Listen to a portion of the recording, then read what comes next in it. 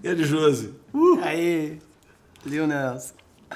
Gente, estou aqui com o Josimar Carneiro, violonista, arranjador, compositor, professor, doutor.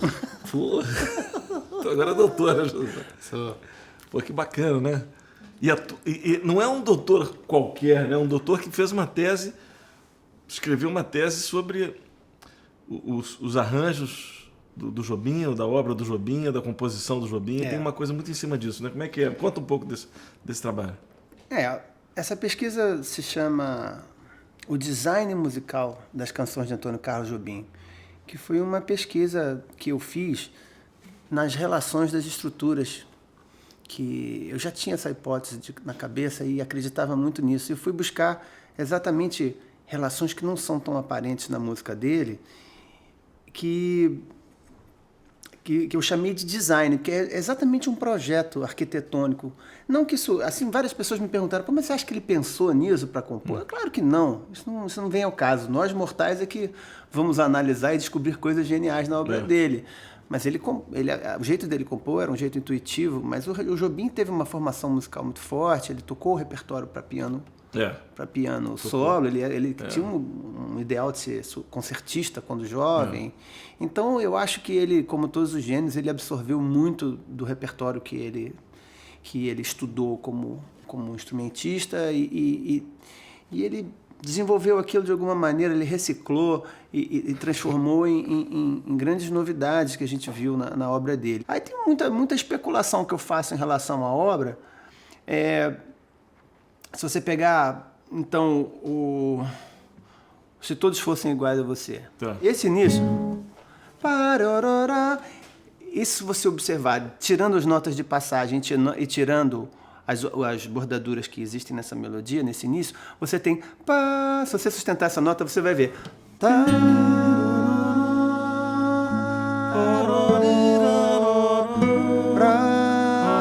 E se eu botasse letra, ficaria... Vai,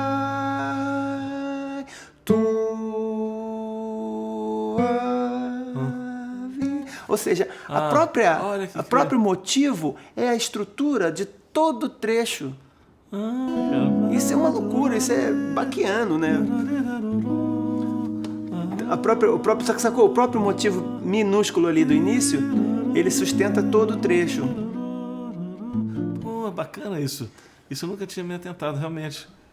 Pois é, e foi isso que eu estou chamando de design nessa pesquisa, que são essas relações de projeto mesmo, que as coisas são relacionadas. Ou é harmonia com o motivo, ou é forma, ou é a própria melodia e essas camadas internas da melodia.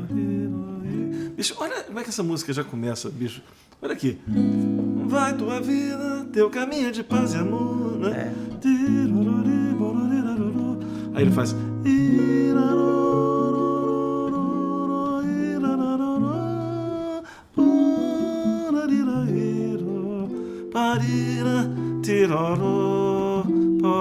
Já um tom acima.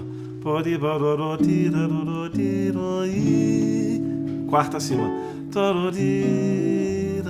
Pô, que temaço! Esse tema é fora de série. Ele tem toda essa construção que reaproveita elementos internos da música, por exemplo. O motivo, ele é a estrutura de todo o trecho do verso. Aí, fuçando mais, você vai ver relações da própria harmonia com a melodia, ou seja, motivos melódicos que aparecem em outros trechos, em outras estruturas da música, como a própria harmonia ou a própria forma. Eu não tenho os exemplos todos de cabeça para te falar, mas esse negócio já não está fresco na minha cabeça, mas foi muito, muito surpreendente a quantidade de relações extra, não aparentes que a obra dele tem. E foi isso que eu chamei. Essa minha pesquisa de doutorado, então, chama-se O Design Musical das Canções de Antônio Carlos Jobim. Que eu estou trabalhando justamente essas relações internas da composição. Pô, que bacana isso, hein? E o Jobim, ele tem uma coisa de... Eu acho que tem uma genialidade nele que também é demonstrada pelo volume. É muita música. É muita música. E tudo bom, né? Tem nada que você fala, essa é mais ou menos. Não tem. Não tem. Não tem, bicho. É só golaço que o Jobim faz. Golaço. Só golaço. Incrível. Que sorte que a gente deu desse cara nascer no Brasil. Né? É incrível. Pô, e olha só, tem muita coisa para estudar ali ainda. Nossa, é uma vida inteira para estudar. Tem muita coisa. Nesse sentido, então, dessa coisa do design, eu trabalhei com 5 músicas, 6, sei lá. Agora, pegar a obra dele e cair dentro com essa Tem uns detalhes de melodia do Jobim que eu acho tão geniais. Não sei se você chegou a trabalhar essa música, o Luísa. Não, essa não... Tá. O Luísa tem uma jogada.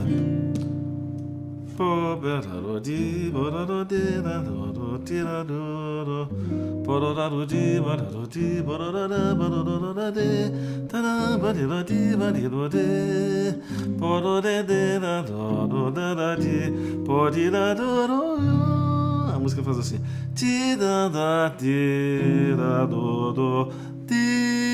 Essa nota, bicho. Todo mundo canta meio tom assim. Todo mundo canta meio tom acima, né? Todo mundo canta.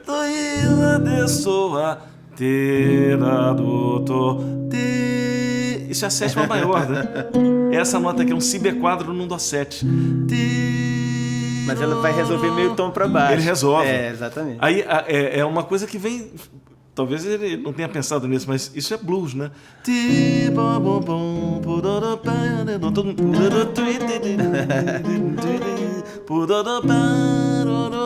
Mas quando você entende o blues, quando você...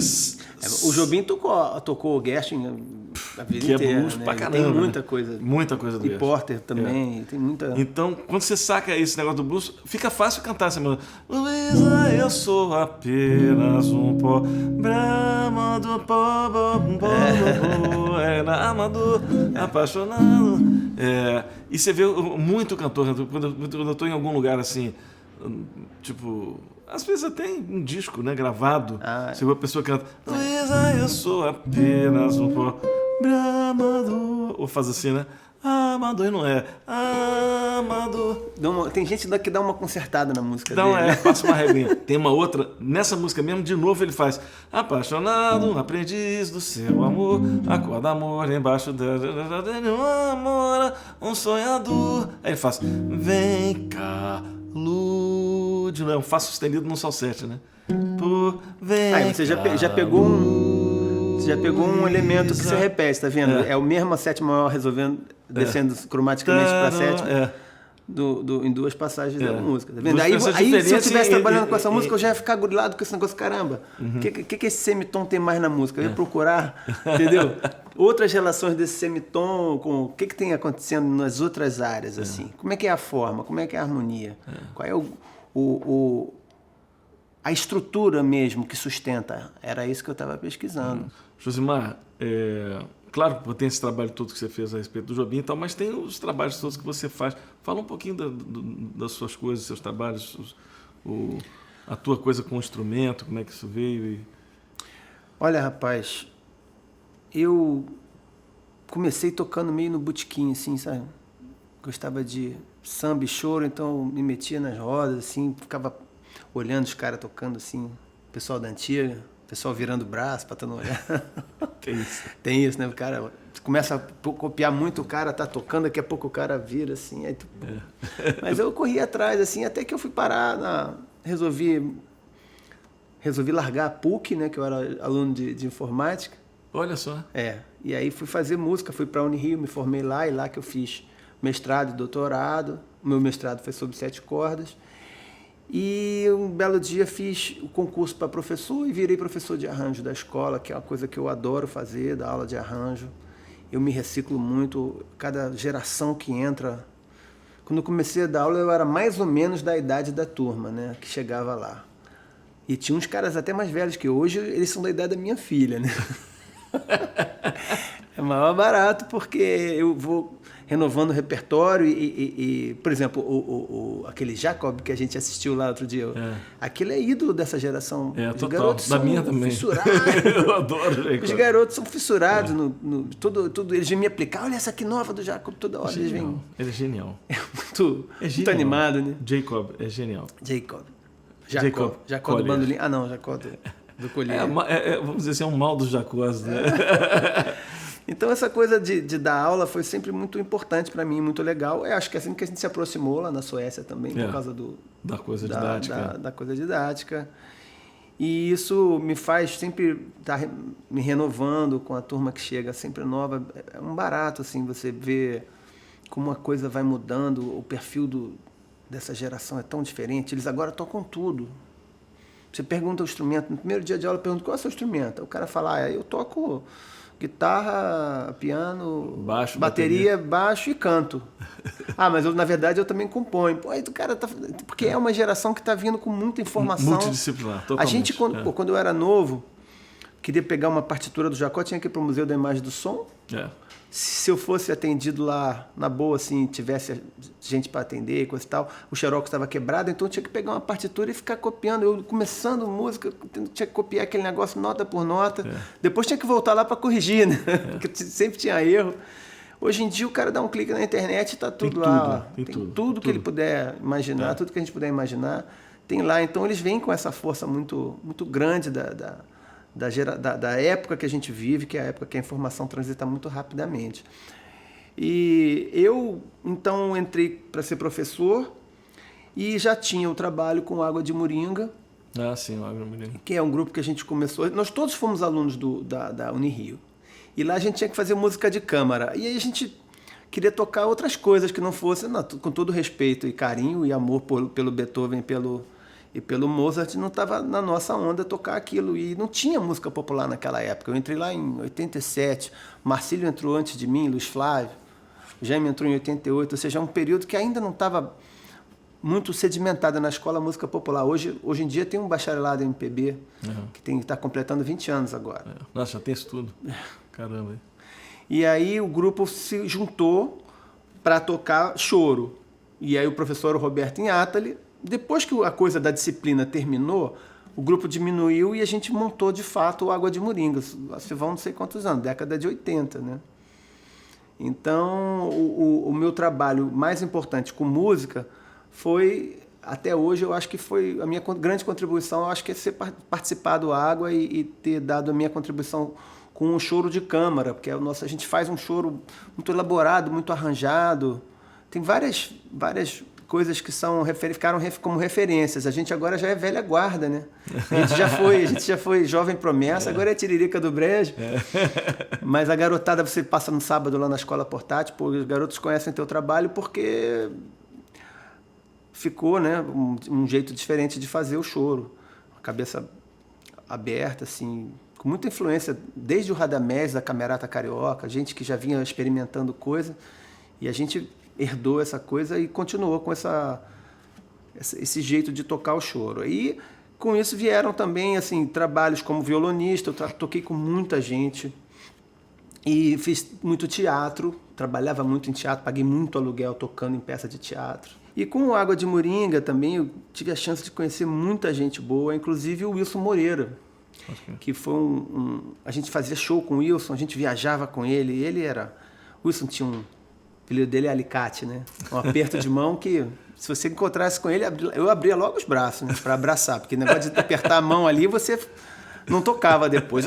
Alicate. Ele ficava feliz de te ver, ele tem rapaz... Aí vinha, dava aquele alicate, aí pum. Aí tinha que botar gelo até para tocar. Aí então a gente já via, Wilson, já abria os braços para abraçar. Cara impressionante, um cara de uma musicalidade absurda. Cara que veio...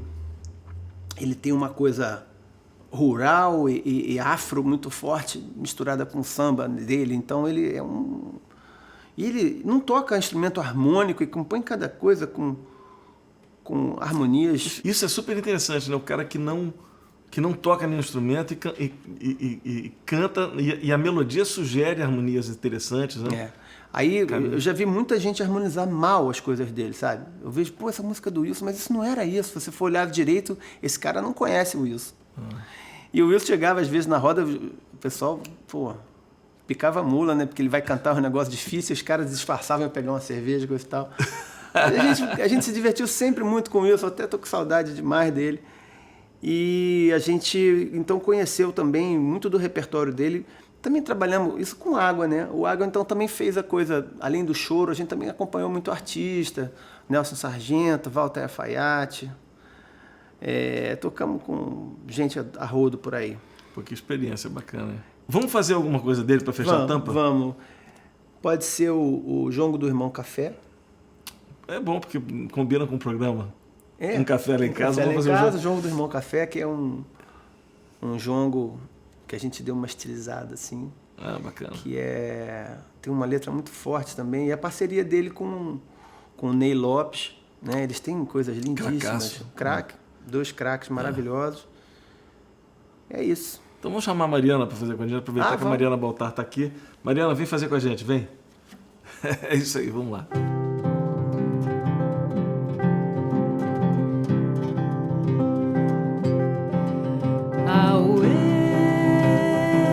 Meu irmão café, auê, meu irmão café, mesmo usados, moídos, pilados, vendidos, trocados, estamos de pé, olha nós aí, meu irmão café, auê. Meu irmão café, auê, meu irmão café, mesmo usados, moídos, pilados, vendidos, trocados, estamos de pé, olha nós aí, meu irmão café, meu passado é também nossa cor é tão escura quanto o chão de massapé, amargando igual mistura de cachaça com ferné, desde o tempo em que ainda havia cadeirinha e landolé, fomos nós que demos duro pro país ficar de pé. Auê, meu irmão café. Auê, meu irmão café. Mesmo usados, moídos, pilados, vendidos, trocados, estamos de pé. Olha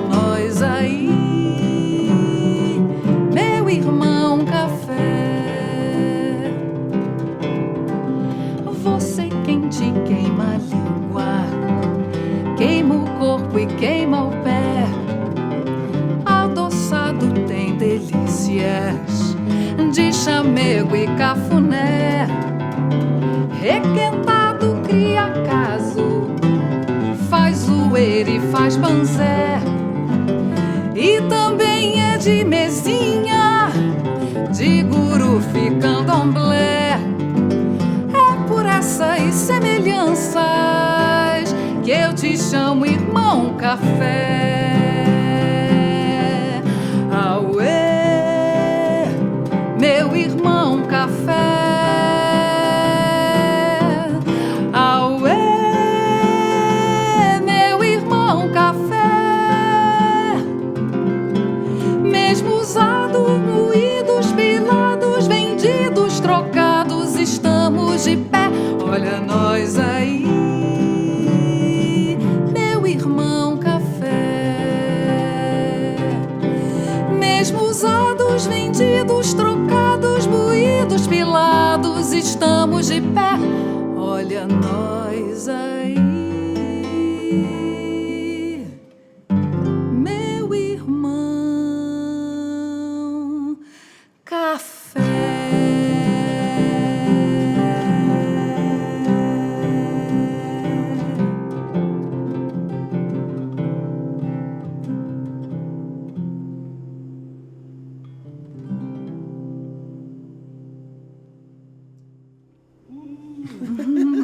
Bom demais, gente. Obrigado.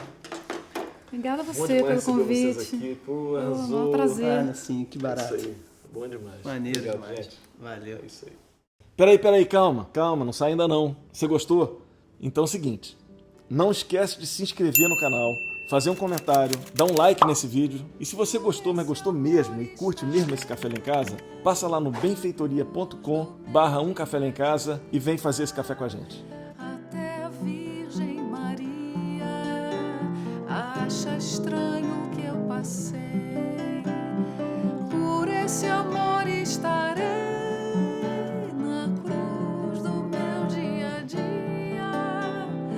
Até a Virgem Maria acha estranho que eu passei. Tem uma coisa interessante, você sabe esse nome realengo de onde vem?